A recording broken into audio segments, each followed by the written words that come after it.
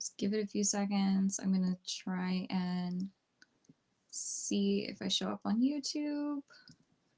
And I kind of like to wait for the 0 to, oh, look, there's 2 people logged in. Awesome. So let me know that you can see me. Let me know that you can hear me. Because I also need to check that I can see the comments. Unless I don't want to have to necessarily log in. Excellent. So someone on Facebook says they can hear me and that they can see me. Super. Hi, where's Torch? He's downstairs in his X-Pen chewing on a bully stick.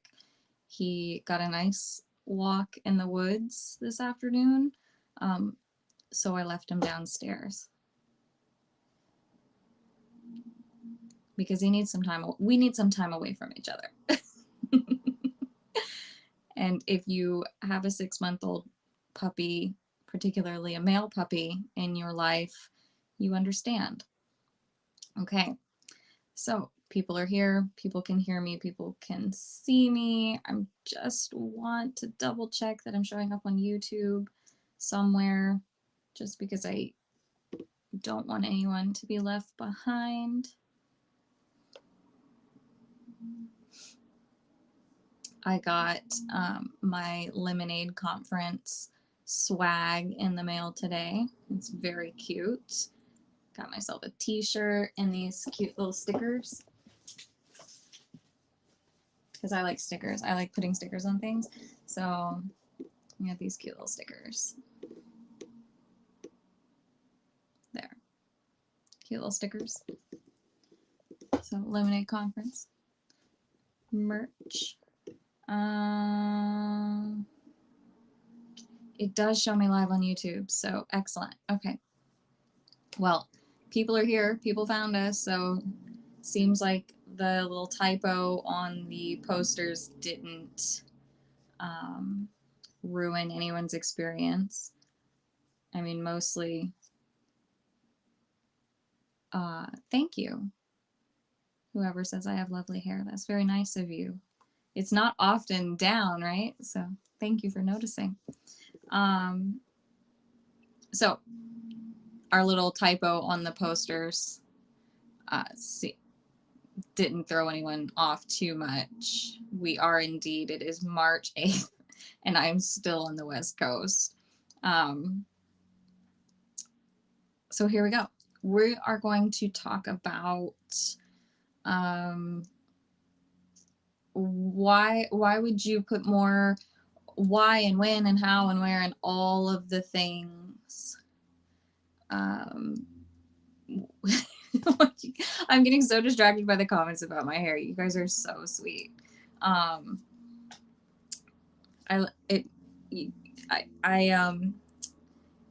must have just timed it perfectly, and I didn't like work out or sweat and then just throw it up and be frizzy. And it's nice, so it's not raining, so the weather's nice. It was a good hair day weather-wise. I'm gonna go with that. Not really. It was like 50 degrees and basically sunny all day, so it wasn't so hot that it was humid, and it wasn't wet or raining, and I didn't do any like strenuous workout to make myself sweat and gross. So anyways, why would you do short sequences or little drills versus full courses? I'm going to say that the majority of your training should be on shorter sequences with a higher rate of reinforcement. That's going to be my overlapping generalization, because it really does depend on a lot of things. I had a student that when she started training her, I think it was her 3rd agility dog with me. So, right, like that's a key detail. It was her 3rd agility dog. She had competed before. She had run full courses before. She had that skill. So when she got her 3rd dog for agility, I was like, you know what? I bet you can get your first agility championship title without ever running a full course in practice. And I was right. She could. The dog got whatever, I think it's the C-atch in CPE, the catch, I think, maybe. Hopefully I didn't completely muck that up. But she got the championship title, the highest level title in CPE without that dog ever completing a full course in training. So that was kind of like our little running joke. Like, you never really have to run full courses to be successful on full courses. And I still agree with that to a certain extent. One, you do need the skills to be able to piece together 15, 18, 20, 22 obstacles, right? Because it also requires a certain amount of focus from the handler. So if you've never experienced that, then you have to do it at some point. And I don't necessarily want my only experiences coming from competition, because then I can start to rack up maybe some experiences that I don't particularly like, and we can develop a CER, a conditioned emotional response, ourselves to competing. So if we only ever run full courses and trials, and the evidence that we start to collect says that we're no good at running courses, well, I don't have any other evidence to look for. So then competing could be potentially yucky if you don't have the mindset skills to go, here's what I learned, here's how I'm going to turn this around, blah, blah, blah, blah, blah. So, and therein lies the problem after 1 year off. So it's a good point. You do have to run the courses at some point. I do think you need that experience. I don't think you need that experience very often, because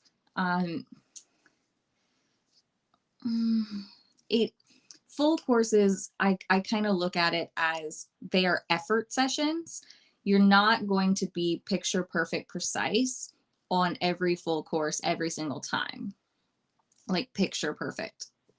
I know I'm really trying not to say that word, but I'm using it more as an expression rather than actual perfection. Okay. So every run will not be your best run. So if I want to put money in the bank for precise behaviors, either my own or my dog's, then I want to be able to reward a lot and reward frequently. And that's not what full courses do, right? Because full courses stretch out how much you're asking yourself and your dog to do before you reward. So I'm not likely to do more of that. So it's counterintuitive. People want to, like, oh, I need to do more of the thing to get good at the thing. But I mean, I'm kind of in the 4 years off category, because the last big event I campaigned for was, I think 2016 was the last. No, I went to a nationals in 2018. So I would say I'm going on 3 years like off. I have done some not in the last year. I haven't done any competing, but I had done some competing kind of just with Smack, sprinkling in a couple shows with Shock. But realistically, I've been like not campaigning of the higher goals that I used to have in about 3 years. So I'm with you guys. But I don't think you need to do coursework to get better at coursework. And it's counterintuitive, because our brains want to say experience at the thing will get me better at the thing. Not necessarily. Experience gets you experience. It doesn't guarantee you progression. It doesn't guarantee you success. It just guarantees you that you did it. You put some experience into it, right? So breaking it down and focusing on the pieces that go into coursework is how you get better at coursework. The coursework itself, in my opinion, should be to test how it's going in training. And so my next question of what it depends on is, are you currently competing? Because if you're currently competing, you're already testing your skills on a regular basis. So if you're going to a trial once a month, that's plenty of coursework, in my opinion, because you're getting that experience, you're getting to test your skills, you're running full courses, so you're doing it. That's what you need. You don't have to enter trials to get coursework experience, though. So that would be part of my training program. Say if I were getting ready to get back into competition, I would maybe once or twice a month. So if I've got 3 months leading up to the competition, I would probably once or twice a month leading up to it run a full course or two. We're just getting into it in the Smoother Moves class. It's what I refer to as clear round training. And it is a mindful way of practicing where you go in and I think you should practice mindfully all the time, but this is specific to trying to get a clear round on your first go. But going in, really settling in on a plan, imagining that it's like a competition, walking it like it's a competition, going to the line like it's a competition, giving your run its best go, using your best predictions that you have that day and giving it a go and not letting up if something gets a little bit off, pushing through and finishing that full course. And these are longer, even though they're small, they're longer. So you can, with a clever course designer, you can give yourself full length courses, 15, 20 obstacles in a small space. So don't let the small space keep you from practicing fuller courses. And those of you that are thinking, yeah, but bigger rings, bigger distances, I can address that in a second. But just going in, making the plan, and getting it done in the first go is something that you should practice, assuming you are prepared for that. So you have the handler skills required of that course. And 2, your dog has the skills to follow your handling through that course. I think that's where we get really tripped up, is that when we go to run courses, they are chronically too hard. And if everyone's going like a sigh of relief, like, oh my God, thank goodness she said that, like put it in the chat, like right now, because I just have this feeling that coursework, when we go to run the courses, they're just too hard. There's a very, very, it's a, I don't know, it's a theory, it's a myth, it's a philosophy, it's a training principle that's been around as long as I have been around. Especially been around in dog sports, which is not much long, not, basically the same amount of time. So we were always told that you want to be practicing on courses that are much harder than what you're going to see in competition, because then competition will feel easy. Has that been anyone's experience? Thank you. Excellent. But has running master's courses made your experience in novice better? Sometimes it does. I'm not saying that it doesn't ever. And I'm not saying that, and if we go back to the conversation we had a few weeks ago about what advanced handling is, remember, I don't think of the difficulty of courses as necessarily a benchmark, because you can use basic techniques on really challenging courses. You can use really challenging techniques on really easy courses. So I'm not saying that, I don't think the difficulty of the course really impacts what you know. I don't think the course is teaching you anything. The course is not what's there. The course is not schooling you. The dog is schooling you if you're paying attention. And the dog can school you, can tell you their perspective, can tell you what they think about their handling on a course that's more like what you're actually going to see in competition. Because from my experience teaching, the number one thing students struggle with is generalizing where and how to apply the techniques that they're learning. That can be really difficult if you're practicing and learning techniques on courses that are so much more difficult than what you're going to see. You go to a competition, the courses don't look familiar, the patterns don't look familiar, the lines don't look familiar, and so you can't generalize those things.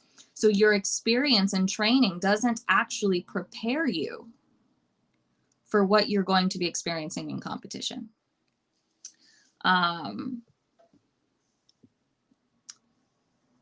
The course is not what's teaching you. The course is the puzzle that you're trying to solve, but your dog's responses to your handling is what you should be paying attention to. That's what's teaching you. Okay. I don't know if that has anything to do with what we're actually talking about, but it was a tangent that I went on and it felt like I needed to be said. Okay, so if you are running courses, I think that they should be at a level that you're prepared for, because like I said, the longer the courses are, you're just stretching out the amount of time before the dog gets reinforced. So if within that amount of time that your dog is not getting reinforced, you had to stop and start again like several times because of an error, that's what you're practicing. You're practicing starting and stopping and stopping and starting and stopping and starting and stopping and starting. You're practicing disjointed coursework.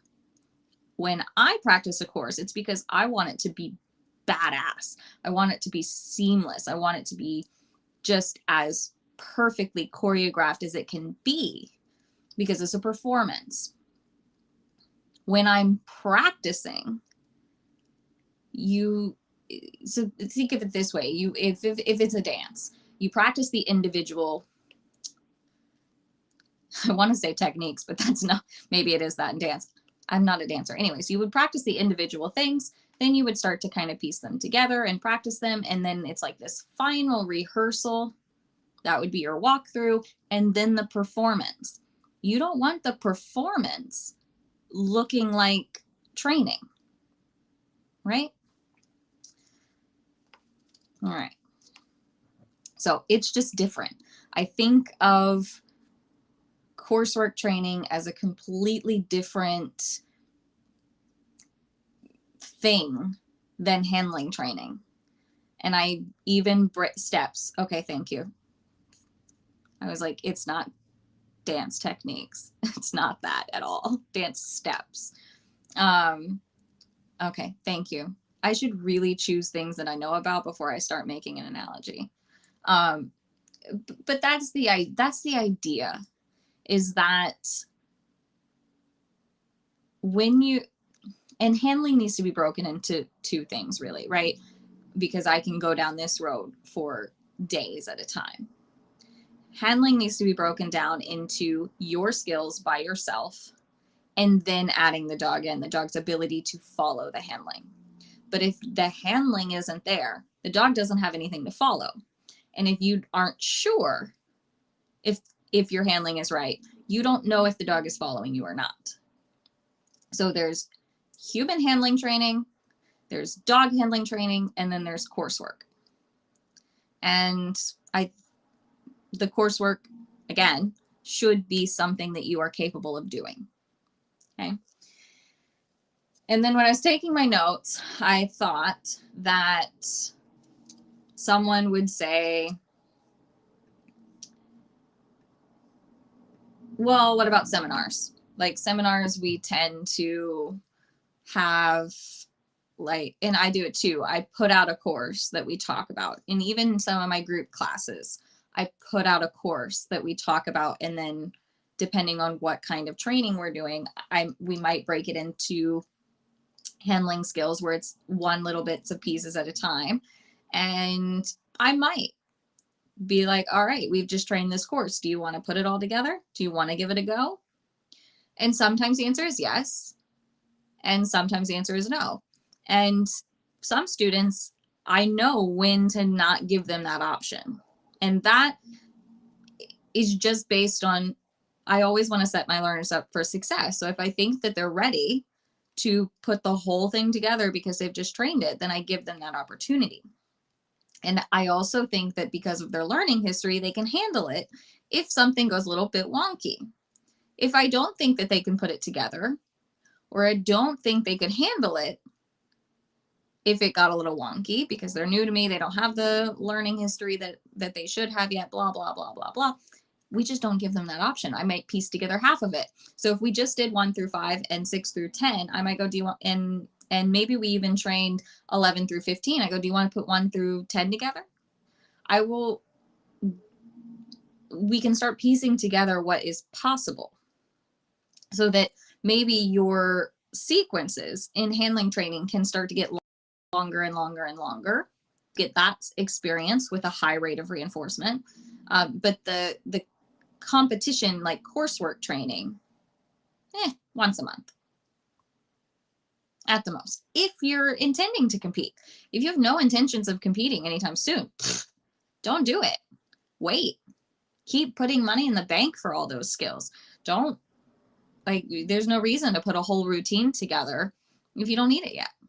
Keep putting money in the bank because then your routines are going to be better when you do use them.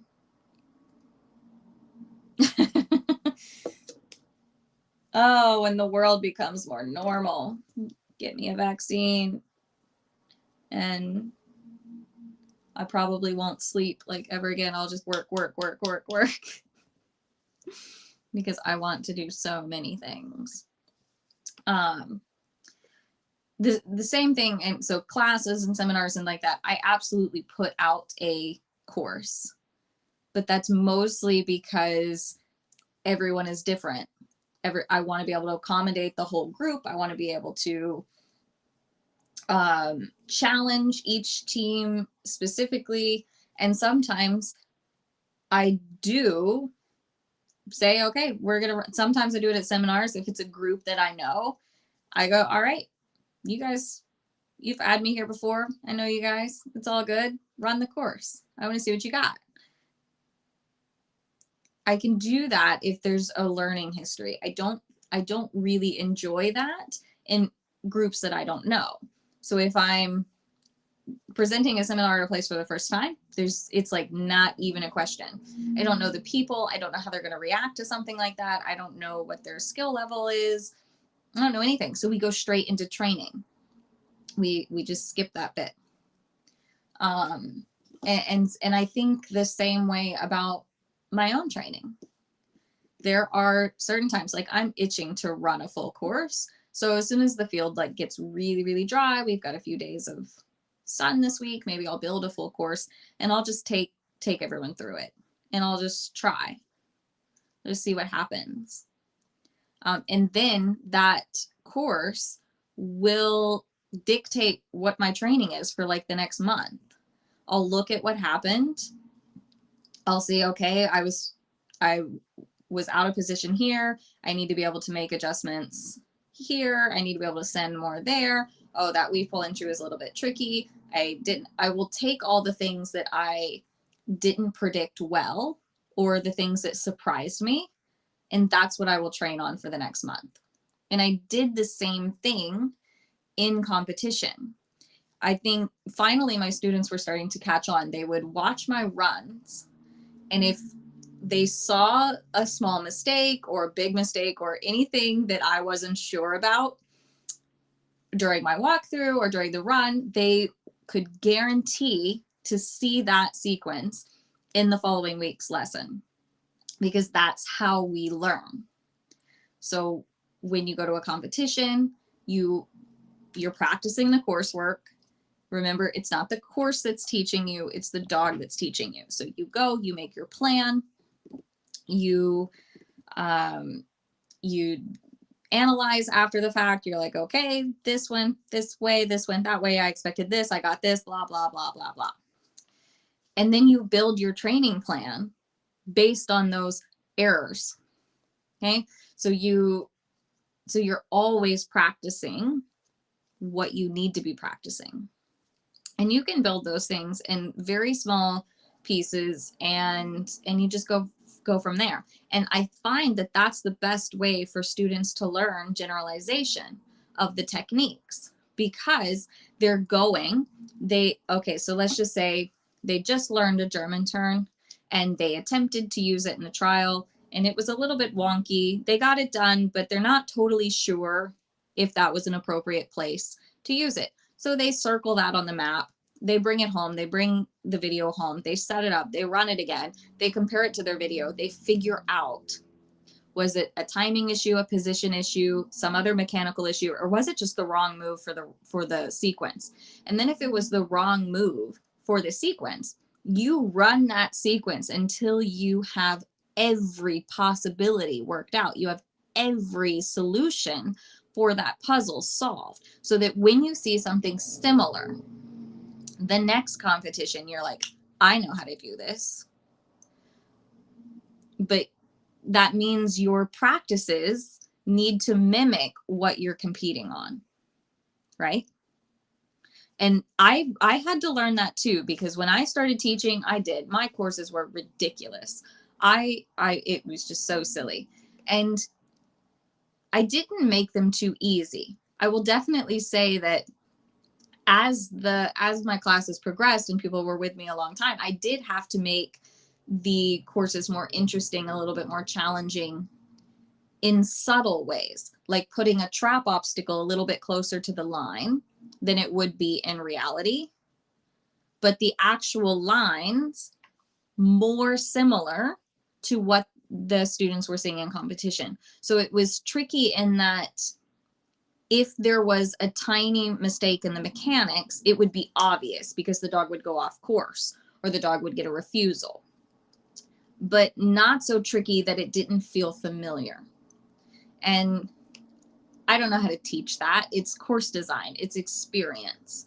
But I do know that starting with running a course and then creating your training sessions from your faults, from the things that didn't go quite the way you expected them to, that's how you get better. And that's it. I think that's what I have to say about that. Does that make sense? You have questions about that? I feel like I'm kind of passion talking at you guys rather than answering the question at hand.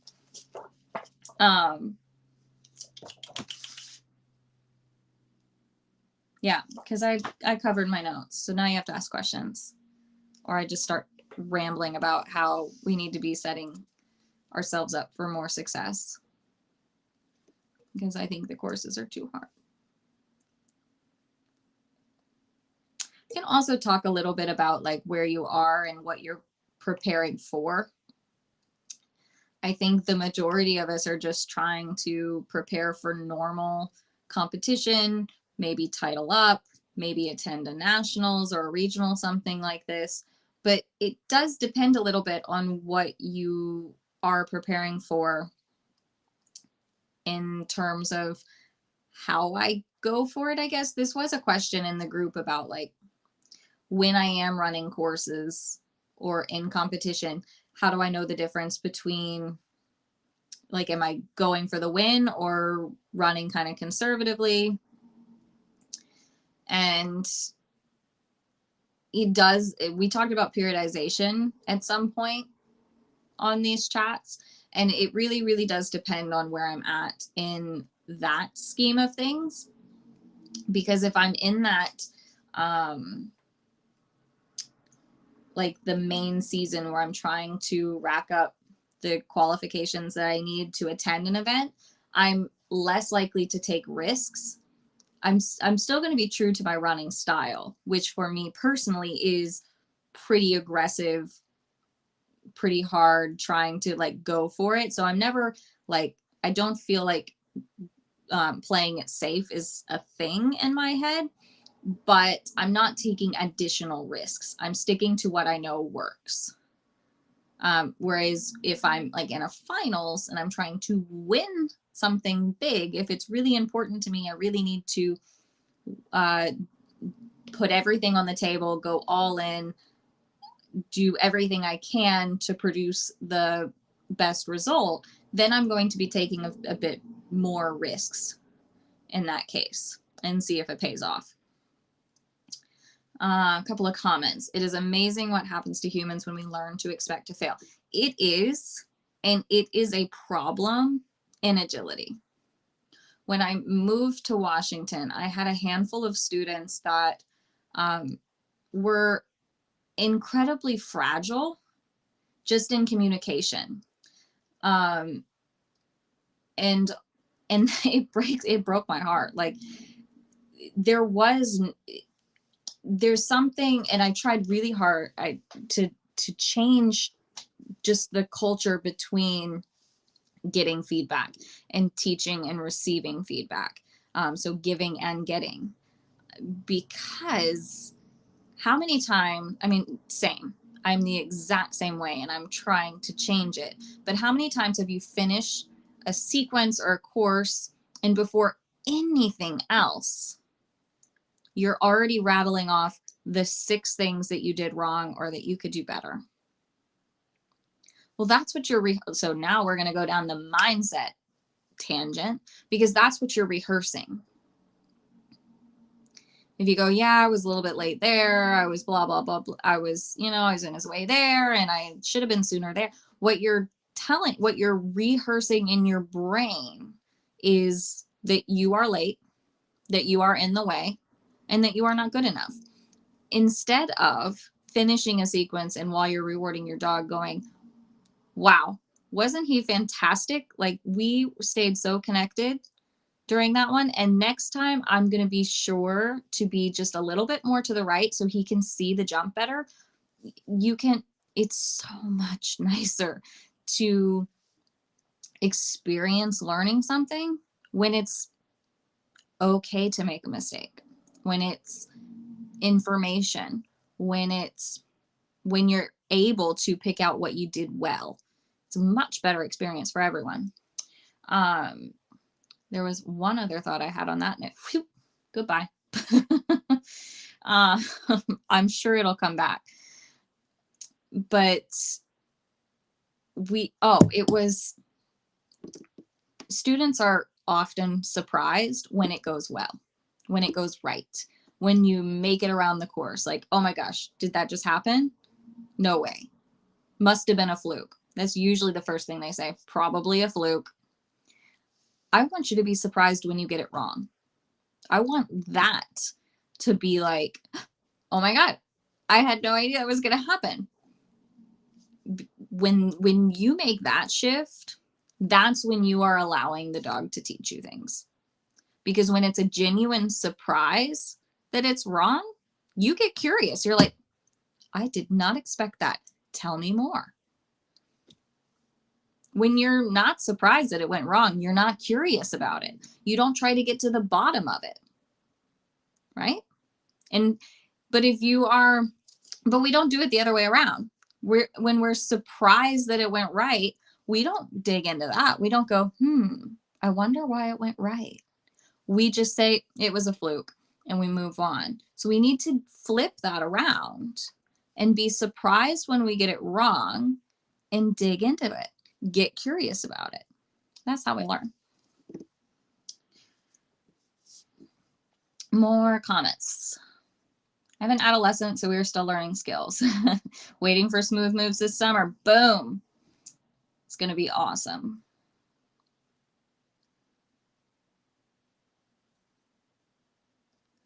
I really like the idea of reviewing a sequence at home and practicing it in many ways. Exactly. Kind of like the small space sequences. We can, those are just things that are rumbling around in my brain when I create those, but that's the idea.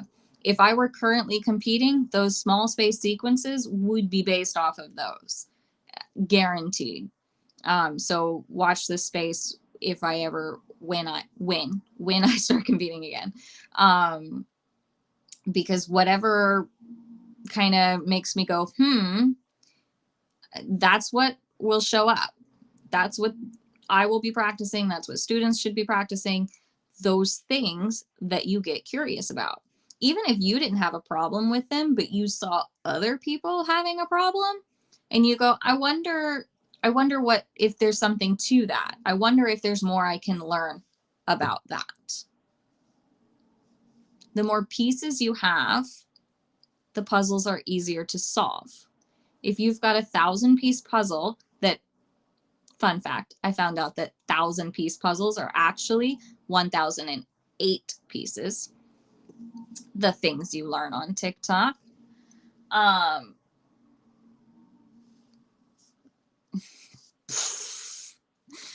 Puzzles. So, but if you start a 1,000-piece puzzle and you've only got half of them, you're eventually going to get stuck. You're not going to know, you can't finish the puzzle. You're not going to know what the full picture looks like. So the more pieces that you can find and pull together, then you get a bigger picture. Analysis paralysis. I have a quote. Hold on. I know where it's written. I know which notebook it's written in, so I should be able to find it. I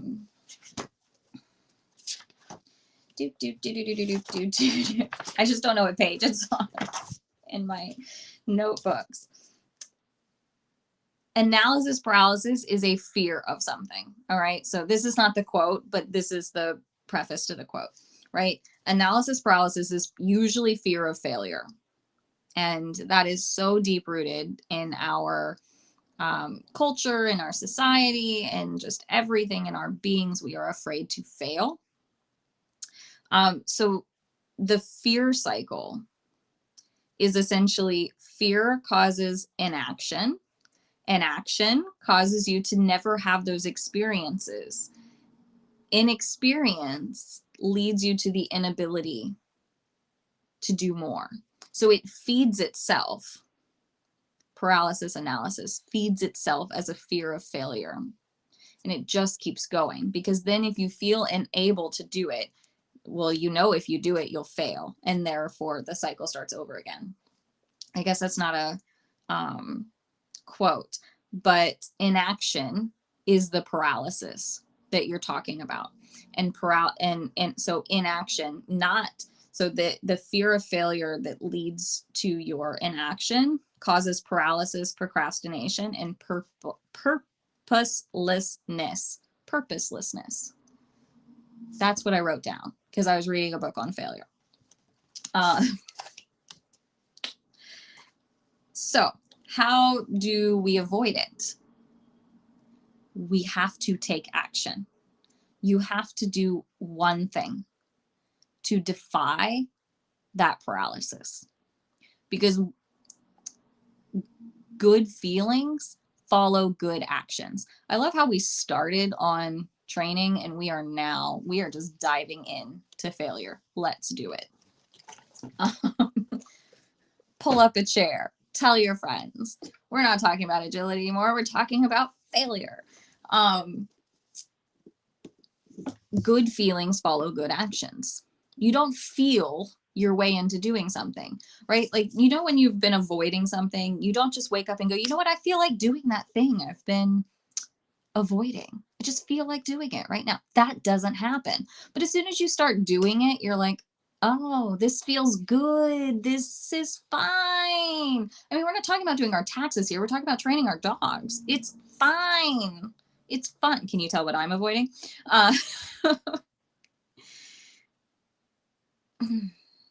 Right? Good feelings follow good actions. That's my answer to how do you avoid analysis paralysis. We're safe if we never try. 100%. If you never take any risk, you never fail. Therefore, in my opinion, you never go forward. You never learn. You never grow. And it's dangerous for me to be in, because if I stop failing, if I stop growing, if I stop learning, I lose my job. It's my job to continue failing forward so that I can know how to help the next person struggling in the same way that I struggle. So it does, you don't have to fail. You don't have to, so maybe your job doesn't depend on it, but I want you to fail like it does. I want you to fail like your job depends on it. All right. Let me know how that goes for you. You can put that on a t-shirt. Grabbing this comment. I have a 4-year-old and I'm still not sure about running full courses. She gets frustrated easily if I screw up handling, so I'm trying to reduce those times. And the more things there are to do and pull together, the more likely, yes, the more likely you are to screw up. Absolutely. So take age out of the picture because it doesn't matter. My Shrek will be 6 in October, and he's done like 5 competitions, and we can't make, like, it doesn't matter. It doesn't matter. Age is not the issue here. You have pulled it apart that there are some things for you to work on. Your mechanics. If you can't make it around the course, it's not fair for you to ask your dog to try and make it around the course with you. Okay, so try and focus on that. Try to, if you're a novice handler, think about those things that we just talked about. What are the types of challenges that you need to be focusing on right now? Well, 15 to 17 obstacles at most for now. When that gets easy, for sure, start doing the longer courses for the higher levels. But 15 to 18 obstacles is all you need right now. And there's a reason that we have different courses for different levels, because as a novice handler, you really are only responsible for 3 or 4 turns within that 15 to 17 obstacles. So that seems more doable. But if currently you're running 15 obstacles with 9 or 10 things for you to do, is too much. You're not ready. And so doing more of the things you're not ready for won't make you ready. So I think you're on the right track. But if you're in a class situation where you're feeling this sort of frustration, try to just advocate for yourself for breaking things down more or asking for an easier version of the course, things like that. Because like we said, experience at it is that's it. You're guaranteed experience. You're not guaranteed the thing. I feel like you're talking directly to me. Guilty as charged. Ditto. I just stand up here and talk like to my previous self. That's it. I'm happy that people learn things when I do that. It makes me feel good that people can take something from my ramblings. But I get up here and I talk. I feel like I'm talking to past me because I failed forward. And now I can share that with all of you. This is the very basis of all of my procrastination in life. It's fear, everything. Yes, I think everyone's procrastination is likely. I can't say those absolutes, right? But most cases, it is this fear of something. And in a lot of cases, it's fear of failure.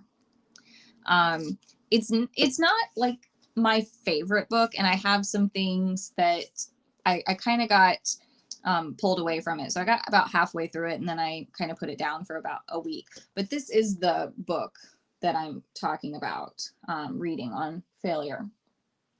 Failing Forward by John Maxwell. There are some things that I'm like, it was written a while ago. So there are some things that he attributes like grit, when he attributes to like grit and perseverance, when it really is privilege. So not to take away from those people's experiences and their achievements, but a lot of it, there's some privilege in there. And so I'm aware of it. And so it turned me off for a week, and I'll dive back into it. But it's the basis of it, of how to fail forward, how to really like, how to react to failure. It's good stuff. So the basis of it is excellent. But then just when you get to those points and you're like, yeah, but go ahead, just say it out loud. Yes, that, like, there was also privilege involved. And then you keep reading and I'll try to pick it back up. Excellent. Keep talking then. Doing more of the things you aren't ready for won't make you ready. Boom. That's right. I said that. Like we see it all the time in dog training, right? If the dog isn't getting it right, do we keep doing it? I don't think most of us do it that way anymore. We used to, and somehow, magically, a lot of dogs figured it out. And maybe some of us will too. Maybe some of us can just do it over and over and over and over and over and over and over again and then accidentally get it right. We don't really know how we got it right, but we did it. And then someone says, yay, good job. And we can maybe repeat it again. That's not learning. That's getting experience at something, doing it wrong maybe. And there's value in that if you can process the wrongness. But just repeating something for the sake of repeating it, doesn't work for dogs, doesn't work for us. Right? Did I lose it? Have I gone too far? Ask another question.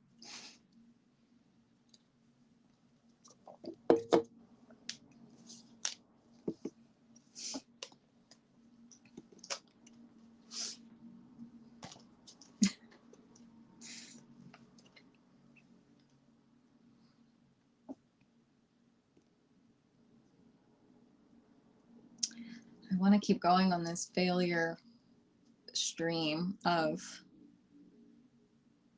y'all gotta like get in the chat right now, post something for me to read or comment on or answer a question.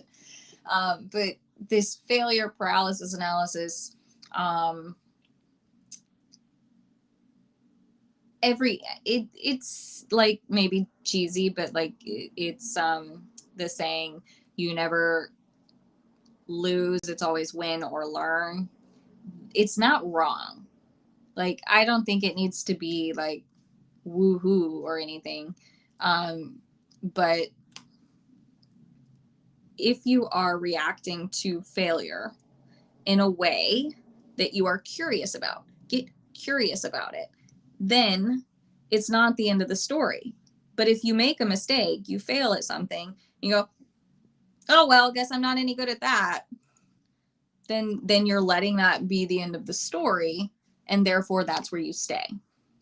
But if you go, wonder why that happened. Wonder if I can do this. Yesterday I was training. Dish skills are Zen bowl dish skills, very, very difficult for Shrek. His big feelings about the bowl. If you saw the ring prep session that I posted, you can see some of those feelings. Those feelings get really big when I'm using the bowl as like a proofing thing for his skills. So the bowl is very close and it's very accessible. He's pretty good at leaving the bowl on the table. That's easier for him.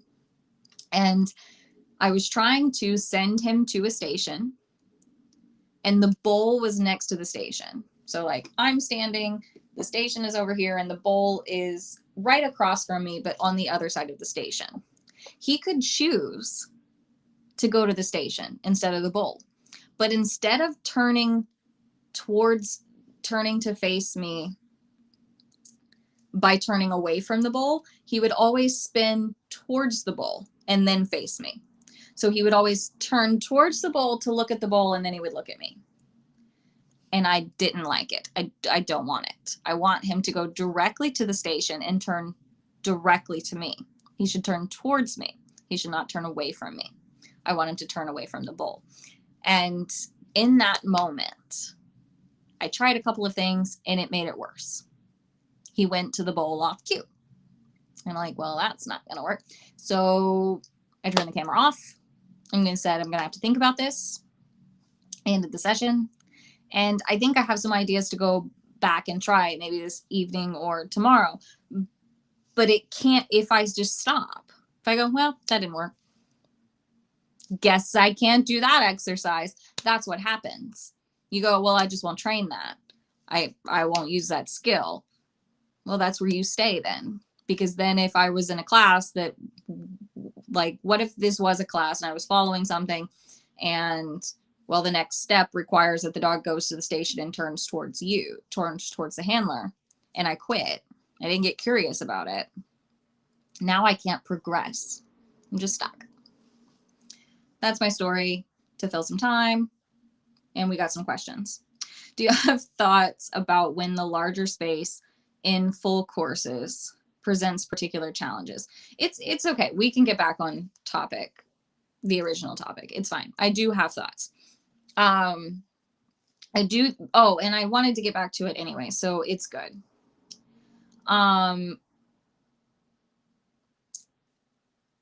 do think that you do need the experience of running the courses that you're going to see in competition, and that does include bigger spaces. However, if the course design is clever, you can get really big, you could get pretty long distances in smaller spaces. Pre-pandemic, the last year or two of my in-person classes, my space was 60 by 90, which is not a full ring by any stretch of the imagination. And so I couldn't use all of the obstacles, but I could create distances between the obstacles that were realistic. Now, 60 by 90 is a lot more than most people have in their backyards. But even the 50 by 50 sequences that I'm using in my handling classes, those distances are pretty normal. Okay. So the distance between the obstacles are still pretty normal, based on competition. So it does require a little bit of clever course design, making bigger courses fit into smaller spaces. But I do think you need that experience. So it may require some ring rental or getting a group of friends together. Maybe one of your friends has a big enough yard to build a bigger course. I don't think it needs to be done often. Once a month is plenty. And if the dog can handle the competition environment, I am fine getting my coursework experience at a competition. It's just usually a little bit more expensive that way, right? So I'm also okay with that. Like, if you can react to failure in a positive way, because you need it. I'm not saying that I do want to always be set up for success, but if it's always going well, always, then you aren't being pushed enough, or you are playing it safe. So you need the opportunity to make mistakes, to learn from them, but not be set up to fail on purpose. There's a difference. I don't know if that answered the question at all. But the larger spaces, I would say that the handlers just aren't. Here's the actual challenges. The handlers are not prepared for the positions. They don't know where to be, because in the smaller spaces, they don't have to move as much. So then they're surprised by how fast their dogs are. So I think that's one thing.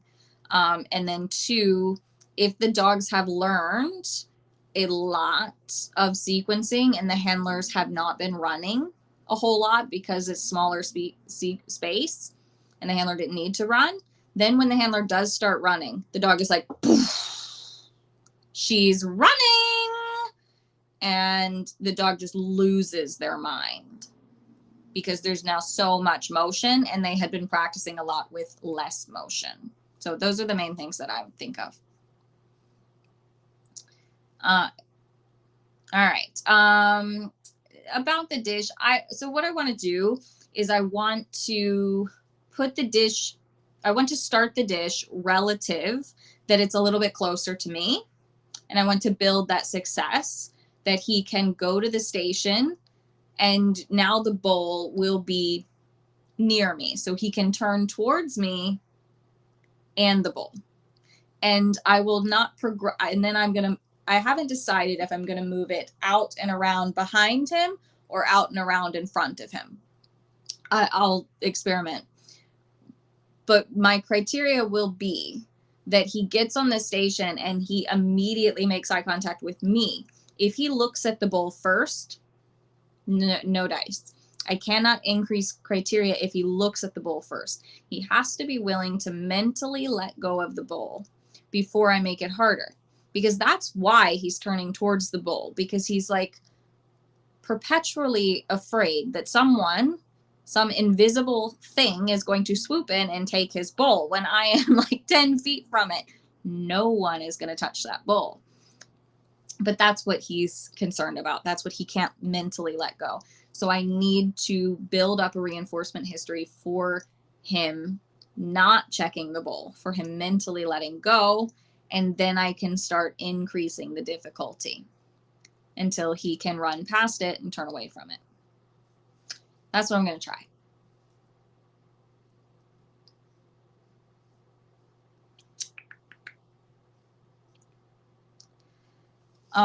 You're right. We do need to feel safe about failing in order to be curious. So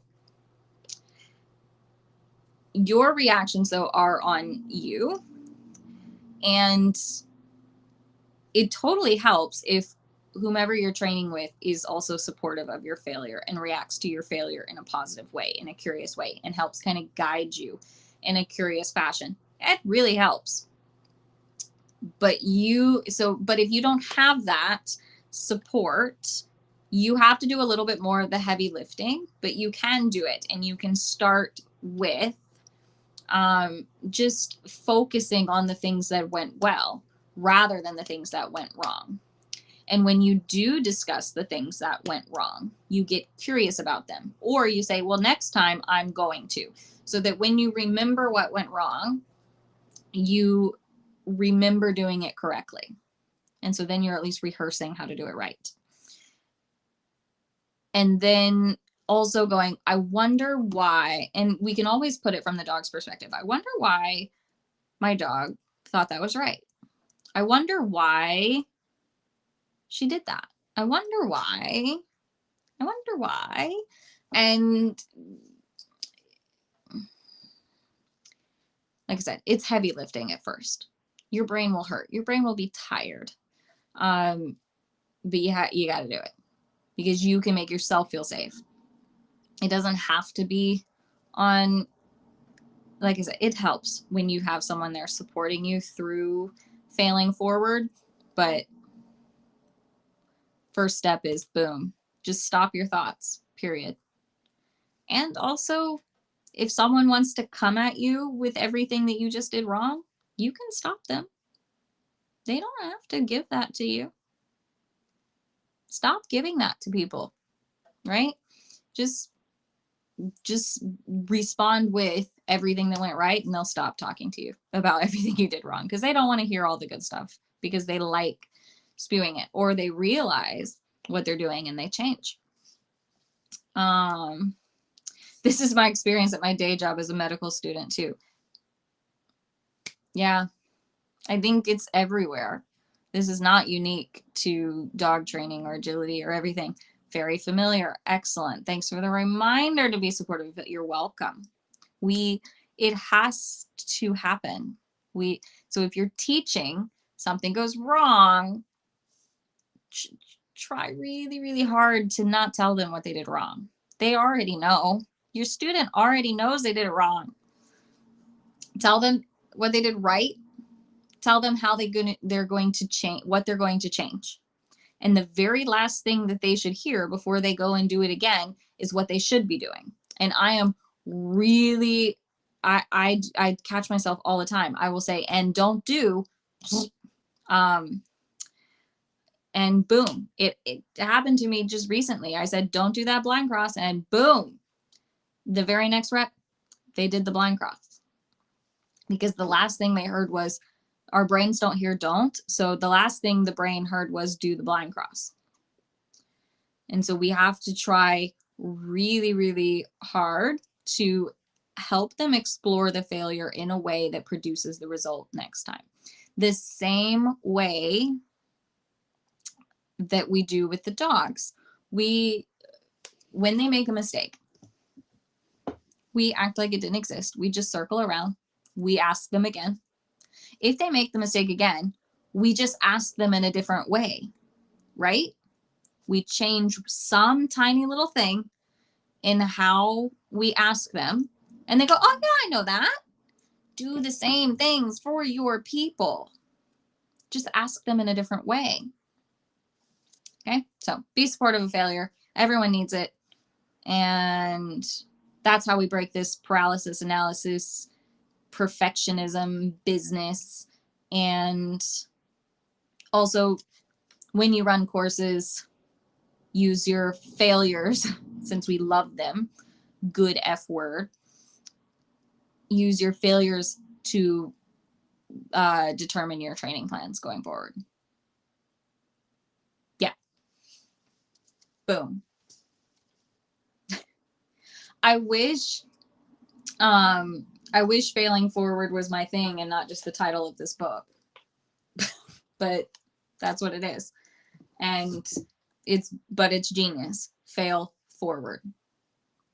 I like that you suggest helping the student think about why they failed, not just spoon feeding the answer. Yes. It's a balance, right? If I don't think that the student has the answer, then I've asked the wrong question. It's just like training dogs. So I'm very careful. I don't want to ask a question that leaves the student going, oh God, I'm dumb. I don't know the answer. Oh dear. I don't want them to do that either. Just like I don't want that from my dog. But so it does take some practice. But if you just ask them in a different way, or if they don't know why the thing that just happened, you can, right? But it all comes down to handling. If the handler cued, was just a little bit off in their position, so they sent the dog to the wrong course, they're going to think, oh my God, we were wrong. I was in the way, and here's a screw up cookie for my dog. You can go, no, that's not a screw up cookie. Your dog followed you perfectly. Here's why your dog did that, because that was right. If it was that, like, now you know how to get that obstacle. You can, especially in handling, everything can be information, because then you can say, how about you take the dog to the tunnel there next time? Let's see if you can get the dog in the tunnel on purpose. And then we're going to come back and, all right, so this is what sent the dog to the tunnel. So now show me what you think the front cross should look like if you want the backside of the jump instead. And they're like, okay, well, I did this and got the tunnel. So if I do this exact same thing, but 3 feet to the left, boom. And they learn. But if you just say, all right, move 3 feet to the left, they don't remember that. If you just tell them what to do and then they maybe sort of do it, they don't remember. And eventually what happens is, as they're rewarding their dogs, they are telling you how they are going to do it differently next time, because the process is already happening, because they do know how to do it right.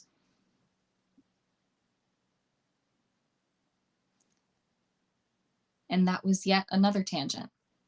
Full of passion and fire tonight, my lovelies. Here I am. All right. My therapist and I were totally talking today about how we can use how we treat our dogs as a framework for treating ourselves. It's a little, I think we need to go even deeper than that. But yes, I think it's a good place to start. Kind of like my question in the group about, do you guys want to talk about food and fitness and things like that? That's how I started. And that was the basis of my self-care for a very long time. The very first time that I went to a personal trainer and got a running coach was because Shock needed me to, not because it was good for me, not because it was good for my my well-being, for my health, for my own safety. It was because Shock needed me to be faster. So it's how I started. It's how I then got into it and got those really good feelings. And then when I wasn't competing as much and things didn't go quite the way I planned with Shrek and blah, blah, blah, and I wasn't competing, I let that go. And I could focus on just coaching. And I don't have to be in shape for coaching. I can just blah, blah, blah, until I stopped feeling good. And then that's when I had to like really dig into, I wouldn't want anyone giving up on me the way that I had given up on me. So you get back into it. That's a whole nother tangent and a half. Boy, but it's a place to start as a framework, because the things that we do and say to ourselves about ourselves, we would never say about our dogs, and we would never treat our dogs that way. And we certainly wouldn't treat our best friend that way. We probably wouldn't treat someone that we don't like that way. So these are all skills we already have, but we have not generalized them to ourselves.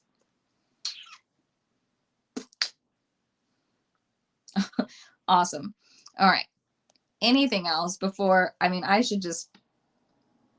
before more pops out on some other subject not relevant to the actual topic. But this was great. So clearly lots of things to mull over. Same. I also feel like I should be paying for this therapy. But that's it. Like, this should be normal. So